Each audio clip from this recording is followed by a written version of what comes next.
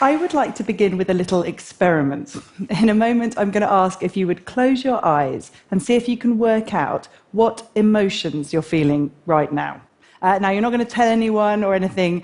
The idea is to see how easy or perhaps hard you find it to pinpoint exactly what you're feeling. And I thought I'd give you 10 seconds to do this. Okay? Right. Let's start.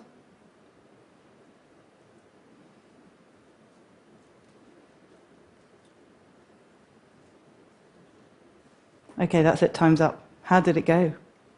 You were probably feeling a little bit under pressure, maybe suspicious of the person next to you. Did they definitely have their eyes closed?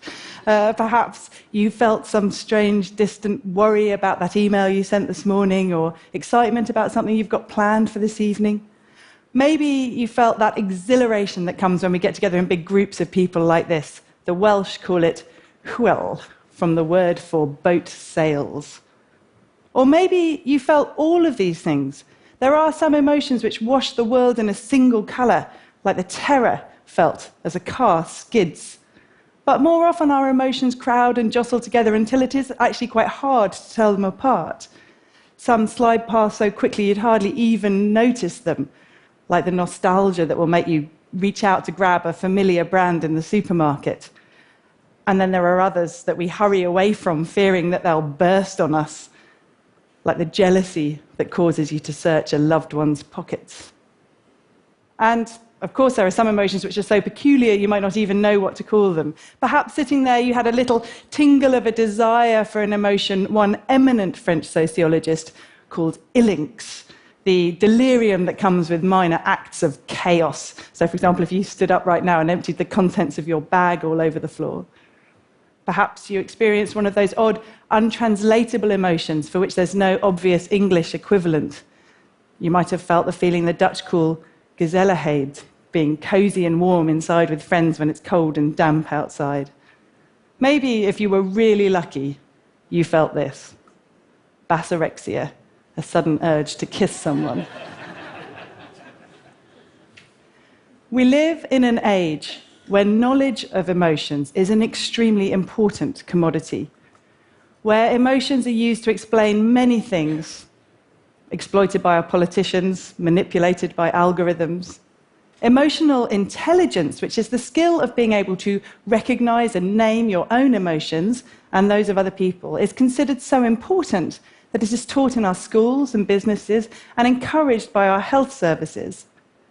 But despite all of this, I sometimes wonder if the way we think about emotions is becoming impoverished. Sometimes we're not even that clear what an emotion even is. You've probably heard the theory that our entire emotional lives can be boiled down to a handful of basic emotions. This idea is actually about 2,000 years old. But in our own time, some evolutionary psychologists have suggested that these 6 emotions, happiness, sadness, fear, disgust, anger, surprise, are expressed by everyone across the globe in exactly the same way, and therefore represent the building blocks of our entire emotional lives. Well, if you look at an emotion like this, then it looks like a simple reflex. It's triggered by an external predicament, it's hardwired, it's there to protect us from harm. So you see a bear, your heart rate quickens, your pupils dilate, you feel frightened, you run very, very fast. The problem with this picture is it doesn't entirely capture what an emotion is. Of course, the physiology is extremely important, but it's not the only reason why we feel the way we do at any given moment. What if I was to tell you that in the 12th century, some troubadours didn't see yawning as caused by tiredness or boredom like we do today, but thought it a symbol of the deepest love? Or that in that same period, brave men, knights, commonly fainted out of dismay? What if I was to tell you that some early Christians who lived in the desert believed that flying demons, who mainly came out at lunchtime, could infect them with an emotion they called acidi or acedia, a kind of lethargy that was sometimes so intense it could even kill them? Or that Boredom, as we know and love it today, was first really only felt by the Victorians in response to new ideas about leisure time and self-improvement. What if we were to think again about those odd, untranslatable words for emotions and wonder whether some cultures might feel an emotion more intensely just because they've bothered to name and talk about it, like the Russian toska, a feeling of maddening dissatisfaction said to blow in from the Great Plains. The most recent developments in cognitive science show that emotions are not simple reflexes, but immensely complex, elastic systems that respond both to the biologies that we've inherited and to the cultures that we live in now. They are cognitive phenomena. They're shaped not just by our bodies, but by our thoughts, our concepts, our language. The neuroscientist Lisa Feldman Barrett has become very interested in this dynamic relationship between words and emotions. She argues that when we learn a new word for an emotion, new feelings are sure to follow. As a historian, I've long suspected that as language changes, our emotions do too. When we look to the past, it's easy to see that emotions have changed, sometimes very dramatically, in response to new cultural expectations and religious beliefs, new ideas about gender, ethnicity, and age, even in response to new political and economic ideologies. There is a historicity to emotions that we are only recently starting to understand. So I agree absolutely that it does us good to learn new words for emotions, but I think we need to go further. I think to be truly emotionally intelligent, we need to understand where those words have come from and what ideas about how we ought to live and behave they are smuggling along with them. Let me tell you a story. It begins in a garret in the late 17th century in the Swiss university town of Basel. Inside, there's a dedicated student living some 60 miles away from home. He stops turning up to his lectures, and his friends come to visit, and they find him dejected and feverish, having heart palpitations, strange sores breaking out on his body. The doctors are called, and they think it's so serious that prayers are said for him in the local church. And it's only really when they're preparing to return this young man home so that he can die that they realize what's going on. Because as they lift him onto the stretcher, his breathing becomes less labored. And by the time he's got to the gates of his hometown, he's almost entirely recovered. And that's when they realize that he's been suffering from a very powerful form of homesickness. It's so powerful that it might have killed him. Well, in 1688, a young doctor, Johannes Hofer, heard of this case and others like it, and christened the illness nostalgia. The diagnosis quickly caught on in medical circles around Europe. The English actually thought they were probably immune because of all the travel that they did in the empire and so on, but soon there were cases cropping up in Britain too. The last person to die from nostalgia was an American soldier fighting during the First World War in France. How is it possible that you could die from nostalgia less than 100 years ago? But today, not only does the word mean something different, a sickening for a lost time rather than a lost place, but homesickness itself is seen as less serious, sort of downgraded from something you could die from to something you mainly worried your kid might be suffering from at a sleepover. This change seems to have happened in the early 20th century. But why?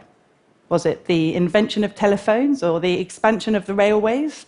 Was it perhaps the coming of modernity with its celebration of restlessness and travel and progress that made sickening for the familiar seem rather unambitious? You and I inherit that massive transformation in values, and it's one reason why we might not feel homesickness today as acutely as we used to. It's important to understand that these large historical changes influence our emotions, partly because they affect how we feel about how we feel. Today, we celebrate happiness. Happiness is supposed to make us better workers and parents and partners. It's supposed to make us live longer. In the 16th century, sadness was thought to do most of those things. It's even possible to read self-help books from that period, which try to encourage sadness in readers by giving them lists of reasons to be disappointed. These self-help authors thought you could cultivate sadness as a skill, since being expert in it would make you more resilient when something bad did happen to you, as invariably it would. I think we could learn from this today. Feel sad today, and you might feel impatient, even a little ashamed. Feel sad in the 16th century, and you might feel a little bit smug. Of course, our emotions don't just change across time, they also change from place to place. The Baining people of Papua New Guinea speak of a wumbuk, a feeling of lethargy that descends when a house guest finally leaves. Now, you or I might feel relief. But in Baining culture, departing guests are thought to shed a sort of heaviness so they can travel more easily. And this heaviness infects the air and causes this awumbuk. And so what they do is leave a bowl of water out overnight to absorb this air. And then very early the next morning, they wake up and have a ceremony and throw the water away. Now, here's a good example of spiritual practices and geographical realities combining to bring a distinct emotion into life and make it disappear again. One of my favorite emotions is a Japanese word, amai.